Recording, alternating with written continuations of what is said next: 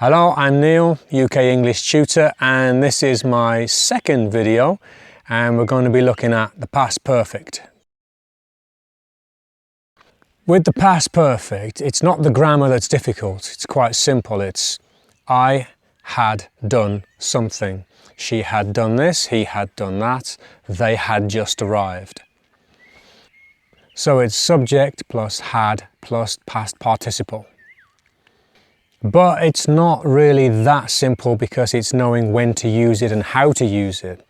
You can't just use a sentence like, I had eaten my lunch on its own, because you need to refer to some other time. If you say to someone, hello, I had just eaten my lunch, the next question is, when? Why are you using that tense? I don't understand. This is because to use the past perfect, you have to have something after it in the past simple, because events in the past perfect are always before something else that happened in the past. You've gone back in time 2 stages. The first step back is past simple, and before that everything is past perfect. So you could say, I had eaten my lunch before you called. So the past perfect part, I had eaten my lunch, is now positioned before you called. So we know that it's before something else. It's now got its position. It's related to when you called. Because sentences in the past perfect have to relate to another point in time, to another sentence, it is possible to say one past perfect sentence during a conversation, as long as it is related to something that the other person said. For example, Joe says to you, why did you look so tired when I saw you last night? You say, because I had done a lot of extra work. So without the first sentence, seeing you last night, the second sentence wouldn't make any sense because it's not related to anything. So Joe's sentence, when I saw you last night, positions the story in the past simple. That's your reference point. And you saying, I had done some extra work, tells us that it happened before then, so it has to be in the past perfect. Things that happen before an event in the past simple can all be talked about in the past perfect. So here's an example. There was an office fire last night. That's the start of our story, but it's not the first event that happened. One of the good things about the past perfect is it allows you to tell the story in a different order. Well, the fire service found out that someone had dropped a cigarette. Nobody saw or smelt anything because everyone had gone home. What many people find difficult about the past perfect is when to use it, because it's not used in many languages. So let's have a look at how to use it.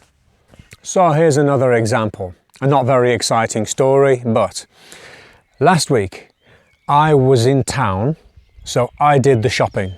Normally my wife does the shopping, but because I was in town, I decided to do it.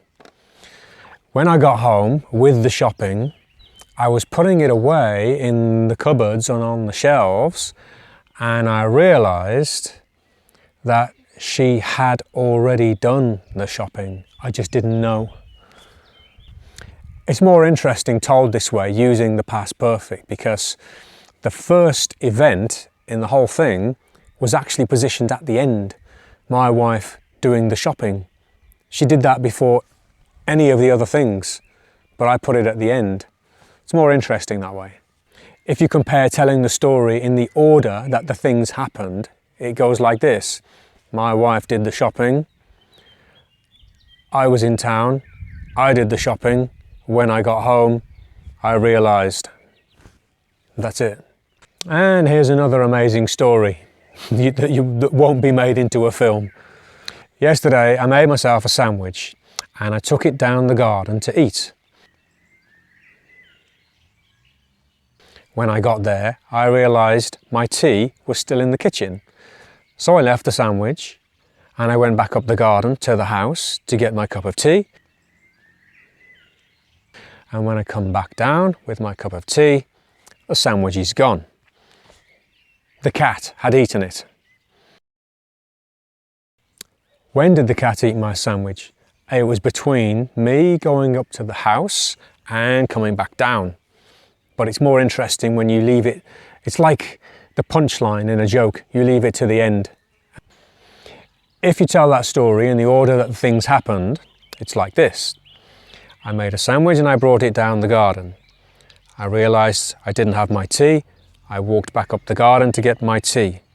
Then the cat ate my sandwich. Then I came back and found an empty plate. And you can actually tell a story without using the past perfect at all. You can have a sequence of events that all happened in the past, and you don't have to use the past perfect. You can get round it. For example, we went to the cinema last night, but we arrived late. The film had already started. So, telling that story without the past perfect. The film at the cinema started at 8, but we arrived at 8:30, so we missed the start. There are a few other ways that we use the past perfect, but I won't cover in this video. I'll do other videos for it. They are sentences with I wish. I wish I had known about this. The third conditional. If I had known you were coming, I'd have baked a cake. And sentences with if only I had known. Okay, so that's the end of this video. I hope it helped. Any questions? Put them in the comments below.